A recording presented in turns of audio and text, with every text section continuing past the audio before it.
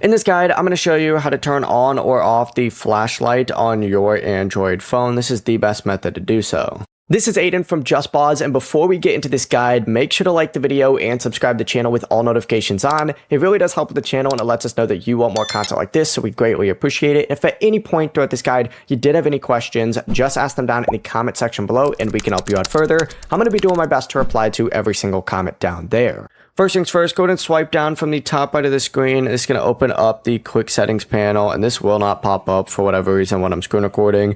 But find the flashlight icon on here. If for whatever reason you don't see it, you can also swipe down again and you'll see even more settings. But find that flashlight or torch icon, go ahead and tap it, and it's going to turn that flashlight on.